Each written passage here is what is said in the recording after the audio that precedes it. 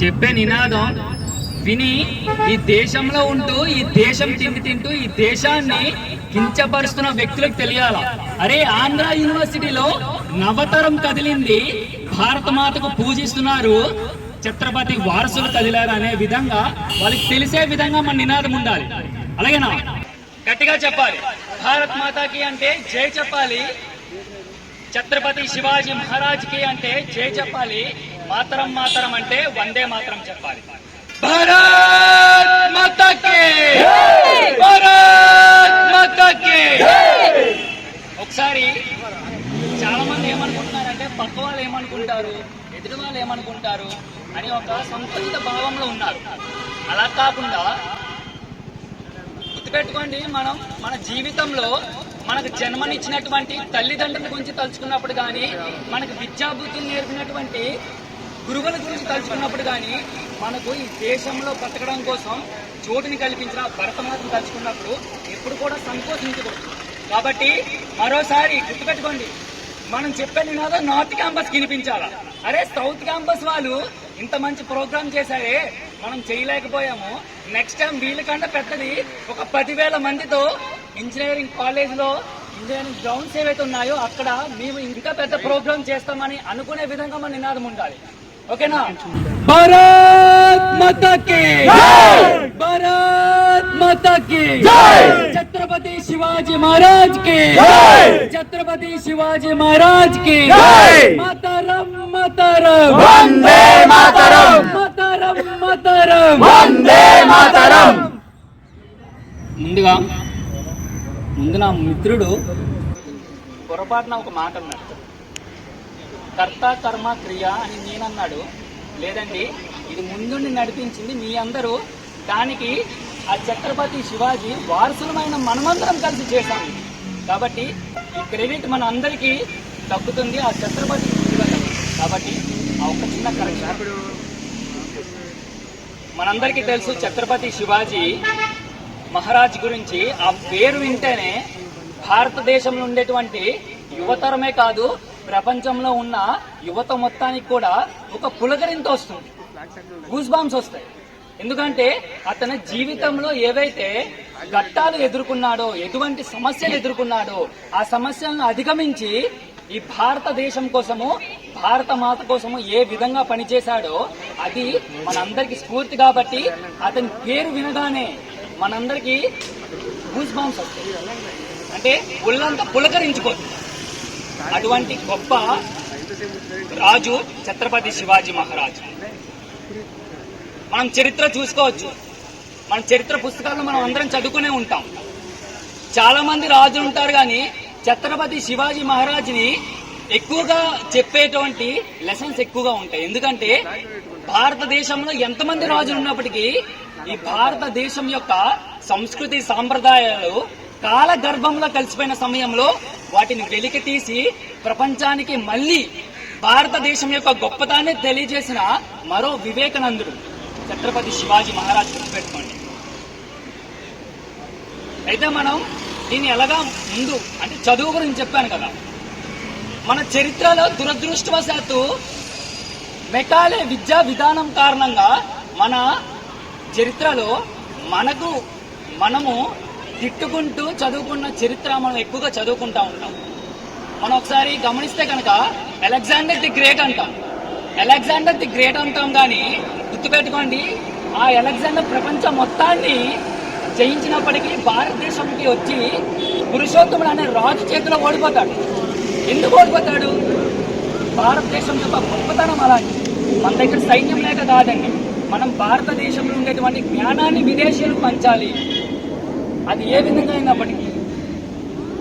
అందువల్ల మనం మన చరిత్రను మనం వర్గీకరించిన ఎవరైతే మెకాలే అనే ఒక వ్యక్తి, మన దురదృష్టం ఏంటంటే మనల్ని 200 సంవత్సరాలు బానిసలుగా చేసుకుని పరిపాలించిన బ్రిటిషర్ చేతిలోనే మన విద్యా విధానం మళ్ళీ పెట్టాం. మెకాలే అనే వ్యక్తి బ్రిటిష్ జనరల్, అతని చేతిలో మన చరిత్రను మనం రాయాలని మనం పెట్టాం. ఎంత అమాయకత్వంగా ఉన్నామో ఒకసారి గమనించండి మిత్రులారా. అయితే అదృష్టవశాత్తు నేషనల్ ఎడ్యుకేషన్ పాలసీ 2020 కింద మనం మన చరిత్రను మళ్ళీ తెలుసుకునే ప్రయత్నం చేస్తున్నాం. ఇదొక శుభ సందర్భంగా మనం భావించాలి. ముందుగా అన్న చెప్పినట్టు అయోధ్యలో రామ మందిర నిర్మాణం జరిగింది. ఆ రామ మందిర నిర్మాణానికి వెనకాతల 500 సంవత్సరాల పోరాటం ఉంది. 30 సంవత్సరాల నుంచి చాలా మంది భారతీయులు వారి యొక్క ప్రాణాలను త్యాగం చేశారు మిత్రులారా. ఎందుకంటే గుర్తుపెట్టుకోండి, అందులో సేమ్ మనకన్నా చిన్న వయసు ఉన్న వాళ్ళు కొతారి బ్రదర్స్ అంటాం. ఒకరు 20 సంవత్సరాలు, ఇంకొకరు 21 సంవత్సరాలు మాత్రమే. అరే, నా జీవితం ఏమైపోయినా పర్లేదు, నేను ఈ భారతదేశం కోసం, భారతదేశం యొక్క స్వాభిమానమైనటువంటి రామ మందిర నిర్మాణం కోసం నా ప్రాణాలను త్యాగం చేస్తా అని చెప్పి కరసేవలో పాల్గొని వాళ్ళిద్దరు కూడా, బ్రదర్స్ ఇద్దరు కూడా ప్రాణత్యాగం చేయడం జరిగింది. గుర్తుపెట్టుకోండి మిత్రులారా. మొట్టమొదటి చనిపోయింది వాళ్ళే. వాళ్ళ వయసు ఎంత? 21, 20 సంవత్సరాలు మాత్రమే. ఆ వయసులో మనకేం తెలుస్తుంది? వయసు గురించి ప్రస్తావన వచ్చింది కాబట్టి ఛత్రపతి శివాజీ జీవిత చరిత్రలో మనం చూసుకుంటే కనుక ఒక ఘట్టం ఉంటుంది. అతను మొట్టమొదట కోట గెలిచింది కేవలం 16 సంవత్సరాల్లోనే. మనకు 16 సంవత్సరాలకు ఏమైనా తెలుసా? టీవీ ముందు కార్టూన్స్ చూసుకుంటూ ఉండేవాళ్ళు. నేను కూడా అదే విధంగా ఉండేవాడిని. కానీ గుర్తుపెట్టుకోండి, ఛత్రపతి శివాజీ మహారాజ్ ఆనాడే ఈ దేశం కోసం ఆలోచించినటువంటి వ్యక్తి ఛత్రపతి శివాజీ మహారాజ్. అది ఎందువల్ల వచ్చిందంటే, జిజియాబాయి అని అతని యొక్క తల్లి ఎవరైతే ఉంటారో ఆమె చిన్నప్పటి నుంచి రామాయణ, మహాభారత, భాగవతాల పురాణాలు చెప్పడం కారణంగా, అరే మనం ఏమైపోయినా పర్వాలేదు, ఈ దేశం సుభిక్షంగా ఉంటే కనుక దేశ ప్రజలందరూ కూడా ఆ విధంగా ఉంటారని చెప్పి చిన్నప్పటి నుంచి ఒక మంచి పాఠాలు చెప్పి పెంచినటువంటి తల్లి జిజియాబాయి. అలాంటి తల్లులు మనకి ఇప్పటికీ అవసరం ఉంది మిత్రులారా. మాతృమూర్తులు సమానమైనటువంటి సోదరిమణులు ఇక్కడ పాల్గొన్నారు. వాళ్ళు కూడా తమ యొక్క పిల్లల్ని అదే విధంగా పెంచాలి, ఈ దేశం కోసం పెంచాలి, ఈ దేశం కోసం పనిచేసే విధంగా పెంచాలి. కాబట్టి ఆ విధంగా చేస్తారని అనుకుంటున్నాను. ఇంకోటి, ఛత్రపతి శివాజీ మహారాజ్ అతన్ని కోటలు గెలిచాడు కాబట్టి రాజుని చేశారు. గుర్తుపెట్టుకున్నారు. అంటే కోటలన్నింటినీ కాపాడడం కోసం ఒక రాజు ఉండాలి కాబట్టి ప్రజలు చేసినటువంటి రాజు ఛత్రపతి శివాజీ మహారాజ్. అతన్ని హిందూ సామ్రాజ్య దినోత్సవం నాడు అతనికి పట్టాభిషేకం చేస్తారు. గుర్తుపెట్టుకోండి, అది అతని 30 సంవత్సరాలు దాటాక చేస్తారు. కానీ 16 సంవత్సరాల నుంచి 30 సంవత్సరాల వరకు గెలిచినటువంటి కోటలు కేవలం స్వతంత్రంగా గెలిచాడు. గుర్తుపెట్టుకోండి. అంటే మనకి అధికారం లేకపోయినప్పటికీ, ఆ రాజ్యాధికారం లేకపోయినప్పటికీ ఈ దేశానికి సేవ చేయడానికి నేను ముందుకు వస్తానన్నటువంటి మంచి భావంతో ముందుకు వెళ్ళిన వ్యక్తి ఛత్రపతి శివాజీ మహారాజ్. అతను ఎంత సంక్లిష్ట పరిస్థితిలో ఉన్నాడంటే, మహా సామ్రాజ్యమైనటువంటి మొఘలులు ఈ భారతదేశాన్ని వారి యొక్క క్రూర పరిపాలన వల్ల ఒక కారు మబ్బులాగా కమ్మేస్తున్న వేళ ఒక రవికిరణం వల్లే విధించిన వ్యక్తి ఛత్రపతి శివాజీ మహారాజ్. ఎలా ఉదయించాడంటే, ఆ కారు మబ్బును చీల్చేటువంటి హైందవ సామ్రాజ్యాన్ని స్థాపించడం కోసం ఛత్రపతి శివాజీ మహారాజ్ అంతటి కృషి చేశాడు ఆనాడు. అయితే మనం గుర్తుపెట్టుకోవాలి, ఛత్రపతి శివాజీ మహారాజ్ కేవలం పోరాటం చేసింది మొఘలుల వ్యతిరేకంగా కాదు. అతను వచ్చిన సమయంలో బ్రిటిషర్స్ కూడా అప్పుడే వస్తున్నారు దేశంలోకి, భారతదేశంలోకి అప్పుడే బ్రిటిషర్స్ ఎంటర్ అవుతున్నారు. అరే, ఈ బ్రిటిషర్స్ చాలా కుటిల బుద్ధితో ఉంటారు, మొఘలులాగా డైరెక్ట్ గా వచ్చి అటాక్ చేయరు. వీళ్ళు ఏదో కుట్రతో వ్యాపారం చేయడం కోసం వస్తున్నారు అని చెప్పి వాళ్ళ యొక్క శక్తి యుక్తులు ఏంటి అని తెలుసుకొని, వారి యొక్క శక్తి నావికా దళంలో ఉంది, అంటే నేవీలో ఉంది. కాబట్టి వాడిని ఎదుర్కోవాలంటే కనుక మన భారతదేశంలో కూడా నావికా దళం ఉండాలని చెప్పి నావికా దళాన్ని ఫస్ట్ మొదలు పెట్టింది ఛత్రపతి శివాజీ మహారాజ్. మనం విశాఖపట్నంలో ఈ రోజు నుంచి నేవీ మిలాన్ జరుగుతుంది. ఛత్రపతి శివాజీ జయంతి సందర్భంగా ఈ నేవీ మిలాన్ 27th వరకు జరుగుతుంది. అందుకే మనం ఛత్రపతి శివాజీ మహారాజ్ ని ఫాదర్ ఆఫ్ ఇండియన్ నేవీగా మనం కీర్తిస్తాం. అటువంటి ధీరోదత్తుడు, రణధీరుడు ఛత్రపతి శివాజీ మహారాజ్. అయితే మనం ఒకసారి గమనించాలి మిత్రులారా, మనం ఇప్పుడు ఏం చేస్తున్నాము? ఛత్రపతి యొక్క జీవితంలో తీసుకున్న సంఘటనలు ఏవైతే ఉన్నాయో వాటిని స్ఫూర్తిగా తీసుకొని ఈ దేశం కోసం మనం పని చేస్తున్నామా లేదా అని చెప్పి మనం ఆత్మ పరిశీలన చేసుకోవాలి. అందరూ కూడా ఏకాంతంలో కూర్చొని, అరే ఈ దేశం కోసం నా యొక్క 20 సంవత్సరాల్లో ఏం చేశాను, ఏదైనా నా వ్యక్తిగతంగా సంబంధించింది అంటే నేను చేశానా, లేదా దేశానికి సంబంధించి చేశానా, సమాజానికి సంబంధించి చేశానా అనేది ఒకసారి మనం ఆత్మ పరిశీలన చేసుకోవాలి. ఇప్పటికీ ఏమి మించిపోలేదు. ఈ దేశం కోసం పనిచేయడం కోసం ఏ క్షణమైనా పని చేయొచ్చు. ఒకసారి మనం అందరం కూడా ఏ వృత్తిలో ఉన్నప్పటికీ, ఏ చదువుతున్నప్పటికీ, అంటే మన ఉద్యోగాలు వచ్చిన తర్వాత ఏ జాబ్ చేస్తున్నప్పటికీ, అరే ఈ జాబ్ చేస్తుంది నా వ్యక్తిగతంగా కాదు, నేను చేసిన ఈ రంగంలో ఏదైతే అంటే ఫలానా రంగంలో మనం ఏ రంగంకి వెళ్తామో ఆ రంగంలో ఈ దేశం అగ్రగామిగా ఉండాలి అని మనం ఆ దృష్టికోణంతో చదివితే గనక మనకు మంచి మార్కులు ఎందుకు రావండి? ఆ సబ్జెక్ట్ ఎందుకు అర్థం కాదు? అదే మన వ్యక్తిగతంగా ఆలోచించామనుకోండి, బద్ధకం వస్తుంది, లేజినెస్ వస్తుంది. అరే పర్లేదులే, నాకే కదా మార్కులు తగ్గేవి, ఏమైతుందని. అరే లేదురా భయ్, నేను ఈ దేశం కోసం చదవాలి, ఆ విధంగా చదవలేకపోతే గనక ఈ దేశాన్ని నేను నా రంగంలో అగ్రగామిగా చేయలేను, ఆ అగ్రగామిగా చేయలేకపోయినా సరే వెళ్తుంది ఈ దేశం. కాకపోతే ఆ అంటే ప్రాసెస్ లో మనం ఉన్నామా లేదా అనేది మనం ప్రశ్నించుకోవాలి. కాబట్టి ఆ విధంగా మనం చదవాలి. కాబట్టి మనం అందరం కూడా సోషల్ మీడియా వేదికగా ఈ మధ్య చాలా విష ప్రచారం జరుగుతుంది. మన దేశం నుంచి మనకే తిడుతూ కుట్రలు, ఏవైతే విదేశీ కుట్రలు ఉన్నాయో అంటే ఫారెన్ కాన్స్పిరసీస్ అంటాం, అవి వాళ్ళందరూ కూడా ఈ దేశంలో ఫండింగ్ చేస్తూ ఈ దేశాన్ని విచ్ఛిన్నం చేయాలి.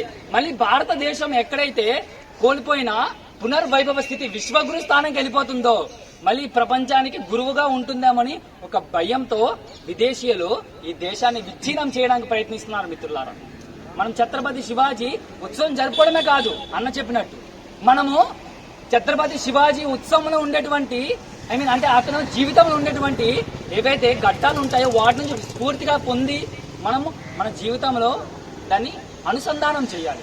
అంటే బ్రిటిషర్స్ వస్తున్నప్పుడు ఏ విధంగా అయితే విదేశీయులు కుట్ర చేస్తున్నారని కనుక్కున్నారో శివాజీ, ఆ విధంగా మనం కూడా ప్రతిసారి కూడా మనం థింక్ చేస్తూ ఉండాలి. అసలు ఏం జరుగుతుంది ఈ దేశంలో, సోషల్ మీడియా వేదికగా ఏం జరుగుతుంది అని ఆ విధంగా మనం ఆలోచించగలిగితే కనుక భారతదేశం కోసం కొన్ని కోట్ల మంది దేశభక్తులు వారి ప్రాణాలని త్యాగం చేశారు. మిత్రులారా, స్వాతంత్ర్యాన్ని పొందడం ఒక ఎత్తు అయితే దాన్ని కాపాడుకోవడం చాలా కష్టం. ఆ బాధ్యత మనందరిపైన ఉంది. ఆ విధంగా మనం పని చేస్తున్నామా లేదా, స్వాతంత్రాన్ని రక్షించుకుంటున్నామా లేదా అనేది మనం ప్రశ్నించుకోవాలి. కాబట్టి మనం అందరం కూడా రాబోయే రోజుల్లో ఈ ఆంధ్ర యూనివర్సిటీలో ఖచ్చితంగా మనం దేశభక్తి కార్యక్రమాలు ఎన్నో చేస్తాం. ఈ దేశభక్తి ఛత్రపతి శివాజీ మహోత్సవ్ ఏదైతే ఈరోజు మనం జరుపుకున్నామో ఇది ఒక పరంపరగా ఈ ఆంధ్ర యూనివర్సిటీలో జరగాలి. గుర్తుపెట్టుకోండి, ఒక చిన్న విషయం చెప్పి ముగిస్తాను. స్వాతంత్ర ఉద్యమంలో 1930 నుంచి 1947 వరకు జరిగిన ఉద్యమంలో ఎవరో పెద్ద పెద్ద లీడర్స్ చేస్తే ఉద్యమం అంటే మనకేం స్వాతంత్రం రాలేదండి. కేవలం ఈ దేశంలో ఉండేటువంటి నేషనల్ కాలేజెస్ ఏవైతే ఉంటాయో, నేషనల్ యూనివర్సిటీస్ ఏవైతే ఉంటాయో అక్కడ జరిగిన ఉద్యమాల కారణంగా మనం స్వాతంత్రం సంపాదించుకున్నాం. అంటే అక్కడ ఎవరు చేశారు? పెద్ద పెద్ద లీడర్స్ ఎవరైనా చేశారండి? మన విద్యార్థులే చేశారు. విద్యార్థులు ఈ దేశానికి స్వాతంత్రం తీసుకురావాలి అనే ఒక ఉద్దేశంతో తమ జీవితాన్ని పణంగా పెట్టి, వారి యొక్క చదువుని పణంగా పెట్టి ఈ దేశానికి స్వాతంత్రం తీసుకొచ్చారు. ఆ వారసత్వానికి మనం సంబంధించిన వాళ్ళం మిత్రులారా, గుర్తుపెట్టుకోండి.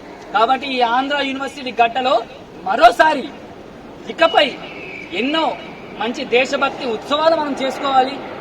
మన తోటి విద్యార్థుల్లో, మన తోటి మిత్రుల్లో దేశభక్తి విలువలను మనం పెంచే విధంగా మనం పనిచేయాలని చెప్పి ఈ సందర్భంగా తెలియజేసుకుంటూ ఒక్కసారి ఆ ఛత్రపతి శివాజీ మహారాజ్ అదేవిధంగా ఈ దేశం కోసము, ఈ భరతమాత కోసము ఎవరైతే త్యాగం చేశారో వాళ్ళందరూ స్వర్గం నుంచి చూసి అరే నవతరం కదిలింది రాబాయ్ అనుకునే విధంగా వాళ్ళకి వినిపించకపోయినా వాళ్ళు చూస్తూ ఉంటారు, వింటూ ఉంటారు. కాబట్టి వాళ్ళు పులకరించిపోయే విధంగా మనము ఒక్కసారి ఛత్రపతిని తలుచుకుందాం, అదేవిధంగా భారతమాతను తలుచుకుందాం. ఒకసారి చెప్పే ముందు నా మిత్రుడి ముందు జ్ఞానభూమి, ధర్మభూమి, కర్మభూమి అని ఒక 3 పదాలు చెప్పాడు ఈ దేశం గురించి. కానీ ఈ దేశం జ్ఞానభూమి, కర్మభూమి, త్యాగభూమి. గుర్తుపెట్టుకోండి, చాలా మంది త్యాగం చేయడం కారణంగానే మనము ఈనాడు ఈ ఆంధ్ర యూనివర్సిటీలో మనం స్వేచ్ఛగా మనం ఛత్రపతి శివాజీ ఉత్సవం చేసుకుంటున్నాం. ఈ ప్రపంచానికి భారతదేశము జ్ఞానాన్ని అందించింది కాబట్టే ఈరోజు చాలా పెద్ద పెద్ద ఇన్వెన్షన్స్ జరుగుతున్నాయి. ముందు కూడా వాళ్ళు కాపీ రైట్స్ వేసుకున్నారు కానీ, పేటెంట్ రైట్స్ తీసుకున్నారు కానీ, వారు రిఫర్ చేసిన గ్రంథాలు ఏవంటే మన భారతదేశంలో ఉండే గ్రంథాలు, గుర్తుపెట్టుకుని మిత్రులారా. కాబట్టి వాళ్ళకి మనం జ్ఞానాన్ని ప్రసాదించాం. అందుకే ఈ భారతదేశాన్ని జ్ఞానభూమి అంటారు. ఈ భారతదేశం కోసం త్యాగం చేశారు కాబట్టి త్యాగభూమి అన్నారు. ఈ భారతదేశంలో ఉండేటువంటి ధర్మం ఏదైతే ఉందో, మతాలకు అతీతంగా మనం ఈ దేశం కోసం పని చేయాలి అని చెప్పినటువంటి ధర్మంలో ఈ భారతదేశం ఉంది. అందుకే ధర్మభూమి అన్నారు. ధర్మభూమి అంటే ఈ ప్రపంచానికి ఎంత కష్టం వచ్చినప్పటికీ ఈ భారతదేశం ముందుండి నడిపిస్తుంది. కోవిడ్లో మనం చూసాం, ఈ భారతదేశం కోవిడ్లో ప్రపంచాన్ని ఆదుకుపోయి ఉంటే అతలాకుతలం అయిపోయింది, ఇంకా ఎక్కువగా అయిపోయి ఉండేది. అయినప్పటికీ భారతదేశం కర్మభూమి కాబట్టి ఆ విధంగా పనిచేసింది. అటువంటి గొప్ప దేశంలో మనం పుట్టడం మన అదృష్టం. అయితే ఈ దేశం గురించి పనిచేసే క్రమంలో మన యొక్క పాత్ర ఉందా లేదా అనేది మనం ప్రశ్నించుకోవాలి. ఒకవేళ లేకపోయినట్లయితే కనుక మనం పనిచేసే విధంగా మన జీవన శైలిని తీర్చిదిద్దుకోవాలి. ఆ విధంగా మనం చేయాలి. నేను ముందు చెప్పినట్టు సార్ ఛత్రపతి శివాజీ మహారాజ్ని తలుచుకొని ముగిద్దాం. छत्रपति शिवाजी महाराज की जय, छत्रपति शिवाजी महाराज की जय, भारत माता की जय, भारत माता की जय, भारत माता की जय, मातरम मातरम वंदे मातरम, मातरम पीतरम वंदे मातरम, भारत माता की जय.